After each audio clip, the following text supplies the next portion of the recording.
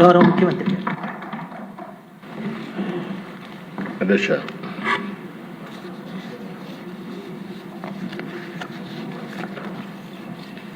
ఒకటి వ్యవసాయం, రెండు హౌసింగ్ మీద ఇద్దరు మంత్రులు కూడా చాలా కూలంకషంగా డీటెయిల్స్ అన్ని ఇచ్చారు.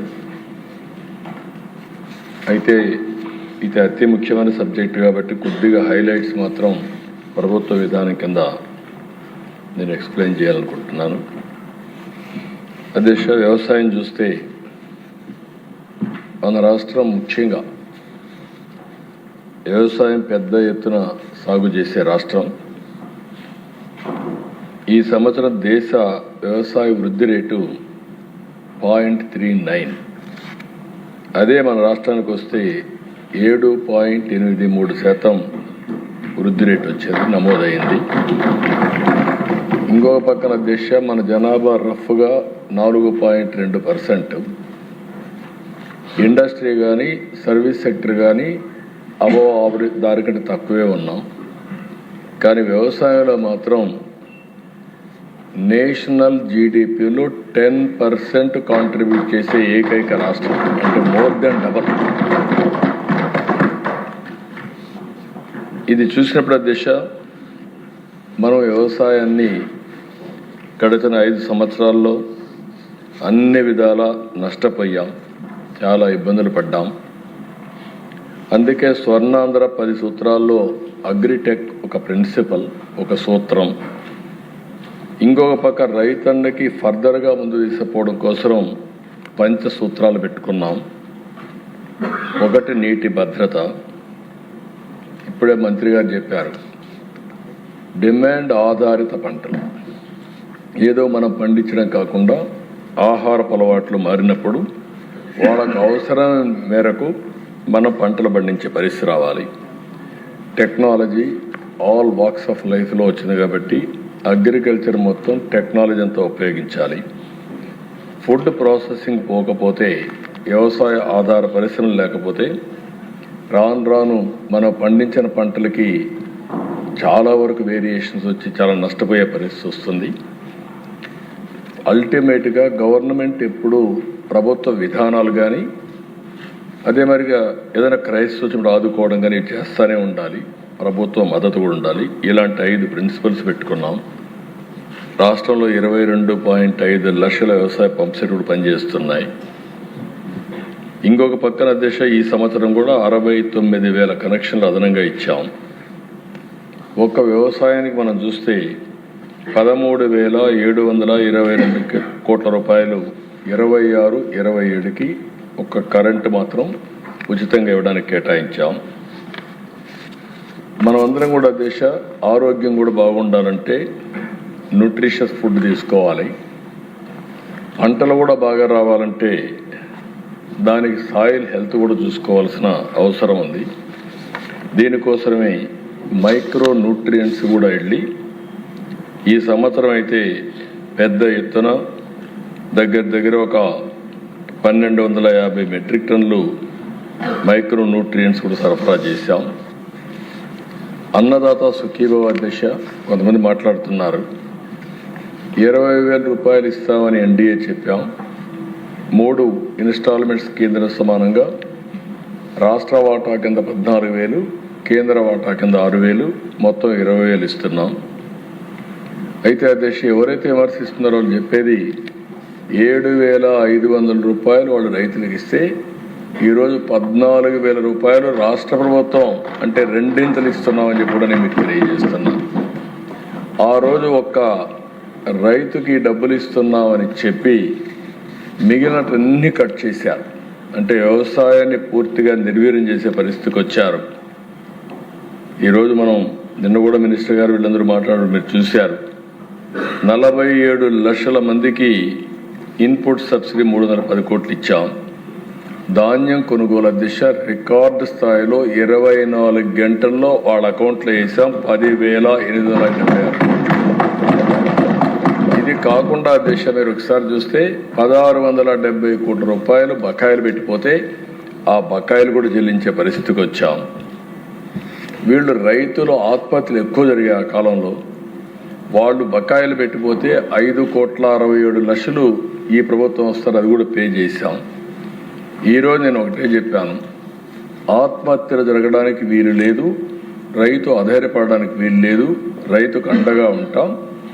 ఎక్కడన్నా ఆత్మహత్య చేసుకుంటే ఏ కారణంతో చేసుకున్నాడో అధ్యయనం చేసి తిరిగి పునరావృతం కాకుండా చేయడానికి ప్రతి రైతు ఆత్మహత్యని ఆడిట్ చేసే పాలసీ కూడా తీసుకొస్తున్నామని చెప్పి మీ ద్వారా రైతులకందరికీ హామీ ఇస్తున్నాను. ఇంకొక పక్కన దిశ యాంత్రీకరణ. ఈరోజు మోడర్న్ ఏజ్లో యాంత్రీకరణతో ముందుకు పోతున్నాం, సబ్సిడీలు ఇస్తున్నాం, ఊబరైజేషన్ తీసుకొస్తున్నాం. ఎక్కడ అవసరమైతే అక్కడంతా కూడా ఈ యొక్క యాంత్రీకరణ కోసం పెద్ద ఎత్తున పోవడం, టెక్నాలజీ నాలెడ్జీ రెండు కూడా తీసుకొని ఏఐ కానీ ఇలాంటి అనేక లేటెస్ట్ టెక్నాలజీస్ అన్నీ కూడా తీసుకుంటున్నాం.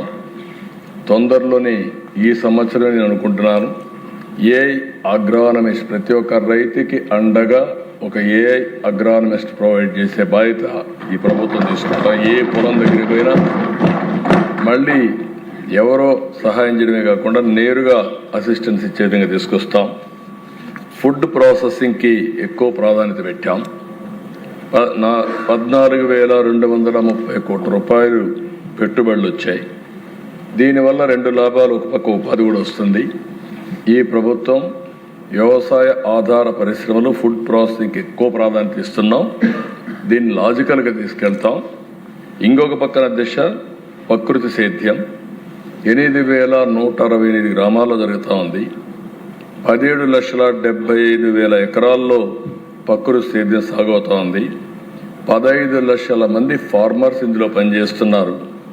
29కి 50 లక్షల ఎకరాల్లో 40 లక్షల ఫార్మర్స్ని వ్యవసాయం ప్రకృతి సేద్యం వైపు పంపించే కార్యక్రమానికి శ్రీకారం చుడతాం.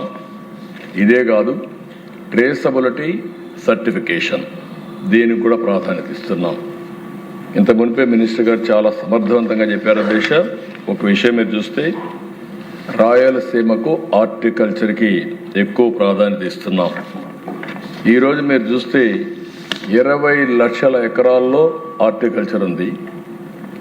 అదే మాదిరిగా 400 మిలియన్ మెట్రిక్ టన్స్ పండ్లు కూరగాయలు తయారవుతున్నాయి, ఉత్పత్తి అవుతున్నాయి. దీన్ని రాబోయే రోజుల్లో రాయలసీమ ఈరోజు దేశంలో వీఆర్ నెంబర్ 1. అంటే మొత్తం అన్ని రాష్ట్రాల కంటే ఎక్కువ పండ్లు పండించే రాష్ట్రం ఆంధ్రప్రదేశ్ రాష్ట్రం.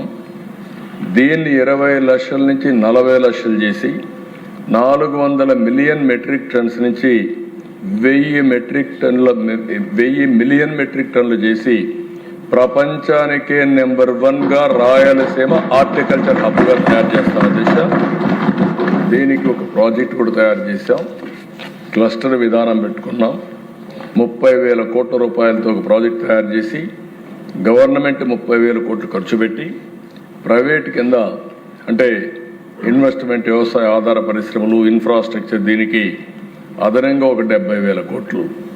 అంటే హార్టికల్చర్కు మాత్రం 1,00,000 కోట్ల రూపాయల పెట్టుబడితో 1,000 మిలియన్ మెట్రిక్ టన్నులు 40 లక్షల ఎకరాల్లో దేశంలోనే కాదు ప్రపంచంలో ఒక ప్రాంతంలో ఎక్కడెక్కడ కనపడదు అన్ని రకాల పంటలు ఇక్కడ పండిస్తామని కూడా నేను మీకు తెలియజేస్తున్నాను. ఇదే కదా దిశ. ఓసారి పంటలు వేసినప్పుడు ఒడిదుడుకులు వస్తాయి, పొగాకు. ఇక్కడ మన రాష్ట్రంలో మేము ఆలోచించే విధానం అన్నీ కూడా వాణిజ్య పంటలకు వెళ్ళాలని, రెండోది రైతుకు గిట్టుబాటు ధర రావాలని. ఈరోజు మీరు ఒకసారి చూస్తే కోకో ప్రోత్సహిస్తున్నాం.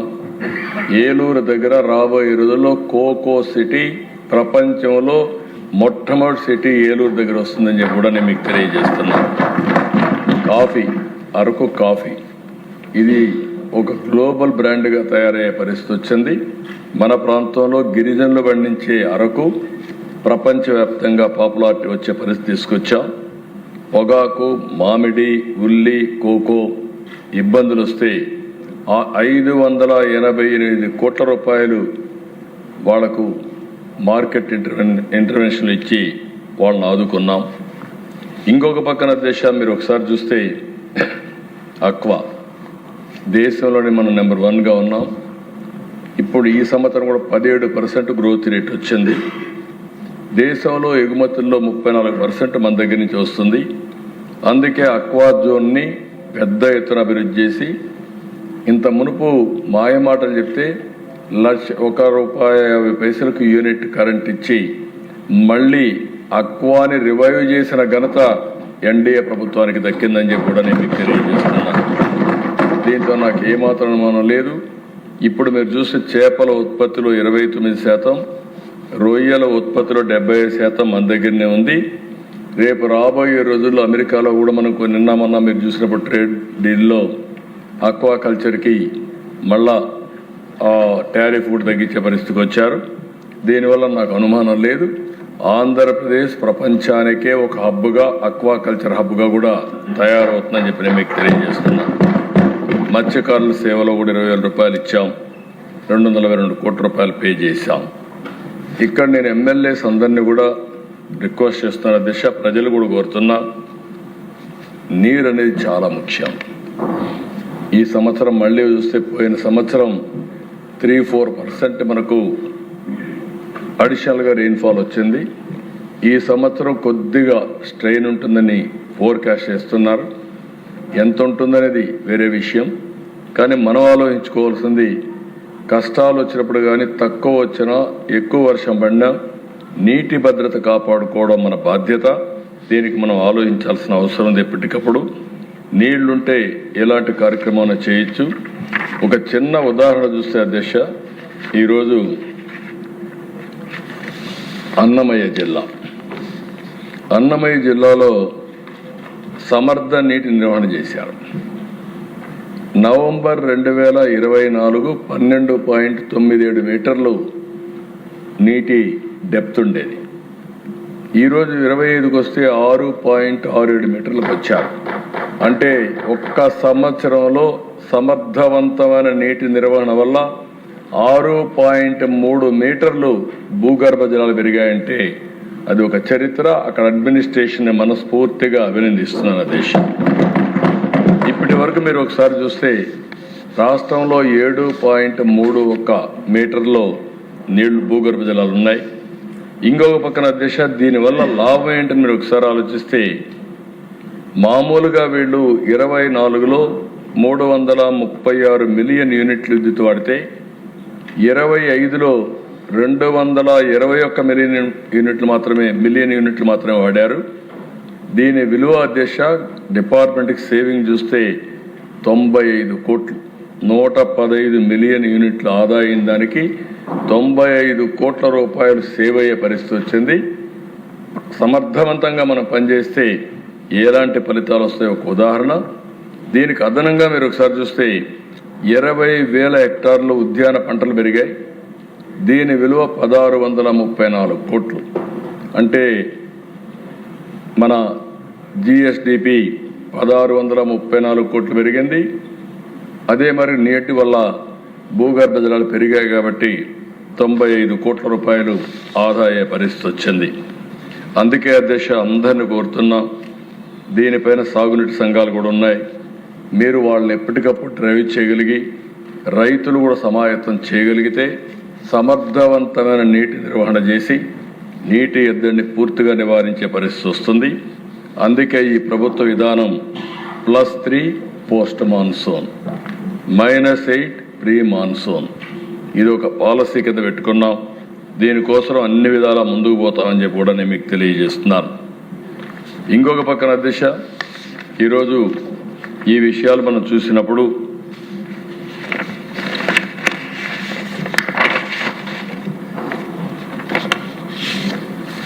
నేను ఒకటే రైతులందరికీ విజ్ఞప్తి చేస్తున్నా, ఎక్కడికక్కడ ఇప్పుడిప్పుడు దీనికి అవసరమైనటువంటి మెకానిజం పెట్టాం, టెక్నాలజీ అంతా కూడా ఇంటిగ్రేట్ చేశాం. ఇవన్నీ ఇంటిగ్రేట్ చేసి రాబోయే రోజుల్లో రైతులకు పూర్తిగా అండగా ఈ ప్రభుత్వం ఉంటుందని మరొకసారి ఈ శాసనసభ ద్వారా అందరికీ విజ్ఞప్తి చేస్తున్నా. అయితే మేము ఇచ్చే విధానాలను మీరు కూడా అర్థం చేసుకోవాల్సిన అవసరం ఉంది. ఉదాహరణకు ఒకసారి ఆలోచిస్తే దిశ టెనెంట్ ఫార్మర్స్, ఓసారి టెనెంట్ ఫార్మర్స్ కూడా అంటే ఊహించని దానికంటే ఎక్కువ పంట వేసేయడం, ఒక్కొక్కరు 40 ఎకరాలు 30 ఎకరాలు వేసేయడం, దీనివల్ల ఒకసారి నష్టం వస్తే కోలని దెబ్బతినడం, ఇలాంటి సమస్యలు కూడా వస్తున్నాయి. ఏది చేసినా ఒక పద్ధతి ప్రకారం చేయడం, టెనెంట్ ఫార్మర్స్ కూడా ఆదుకోవడానికి ఎంతవరకు చేయాలో చేస్తాం. వాళ్ళల్లో కూడా పరిమితులు పెట్టుకొని చేస్తే చాలా బాగుంటుందని వారికి కూడా విజ్ఞప్తి చేస్తున్నారు. రెండో అతి ముఖ్యమైన ప్రోగ్రాం అధ్యక్ష, ఇండ్లు. మీరు కూడా మీ ఆవేదన చెప్పారు. నేను ఆ విషయాలన్నీ ఇక్కడ మాట్లాడలేదు, కానీ అప్పుడు జరిగినటువంటి అవినీతి, ల్యాండ్ ఎక్విజిషన్లో, అదే మరిగా హౌసింగ్లో చాలా అవినీతి జరిగిందని అనేక ఆరోపణలు ఉన్నాయి. కడాన శాండ్ పాలసీ కూడా ఏ విధంగా దుర్వినియోగం చేశారో మొత్తం మనందరం చూసాం.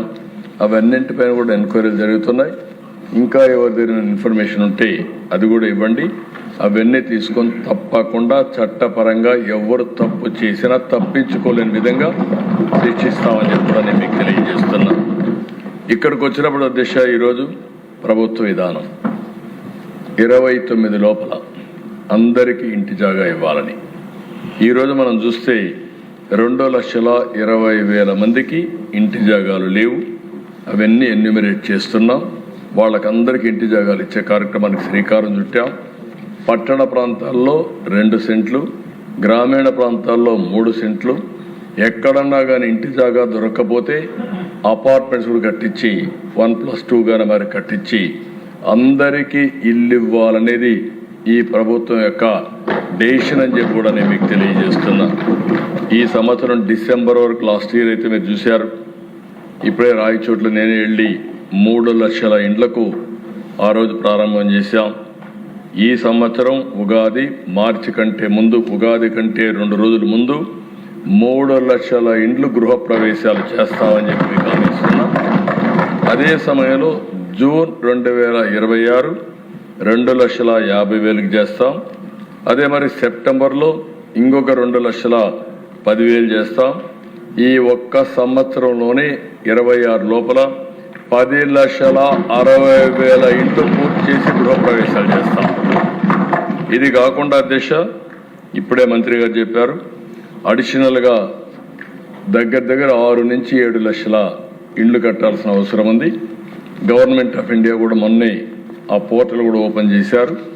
ఎలిజిబుల్ పర్సన్స్ అందరినీ కోరుతున్నా, ఇప్పటి వరకు ఇళ్ళు రాని వాళ్ళందరూ అప్లై చేసుకోండి. వాళ్ళు కూడా ఎగ్జామిన్ చేసి మేము కూడా పర్సూ చేసి అందరికీ, ఇల్లు లేని వారందరికీ ఇళ్ళు కట్టించే బాధ్యత అటు కేంద్రం ఇటు రాష్ట్రం 2 ప్రభుత్వాలు తీసుకుంటామని హామీ ఇస్తున్నా. ఇప్పుడే వారు చెప్పినట్టు ఎస్సీలకు కానీ, ఎస్టీలకు కానీ, బీసీలకు కానీ, మైనారిటీకి కానీ అదనంగా కూడా ఆర్థిక సహాయం చేస్తున్నాం. ఈ ప్రభుత్వ విధానం ఒకటే, పేదవాళ్ళందరికీ ఇల్లు కట్టించాలని, ఒక భద్రత, ఒక భరోసా ఇవ్వాలని ఆలోచనతో ముందుకు పోతున్నాం. తప్పకుండా ఇది కూడా చేస్తామని చెప్పి తెలియజేసుకుంటూ, రాజకీయ కక్షలంటే దిశ 2019 దగ్గర 2,70,000 ఇండ్లు కట్టుకున్నారు. దగ్గర 913 కోట్ల రూపాయలు ఖర్చు పెట్టారు. ఆ రోజు తెలుగుదేశం పార్టీ హయాంలో స్టార్ట్ చేశారు కాబట్టి కక్ష కట్టి వాళ్ళకి డబ్బులు ఇవ్వకుండా ఇబ్బంది పెట్టే పరిస్థితి వచ్చారు. కేంద్రంలో కూడా రికార్డ్స్ పోనీయకుండా చేశారు. ఏదేమైనా నేను ఫైనాన్స్ చెప్పాను, మాకు ఒక మోరల్ రెస్పాన్సిబిలిటీ ఉంది, బాధితులను ఆదుకోవాలి. వాళ్ళ తప్పు కాదు, ఆనాటి పాలకుల తప్పు.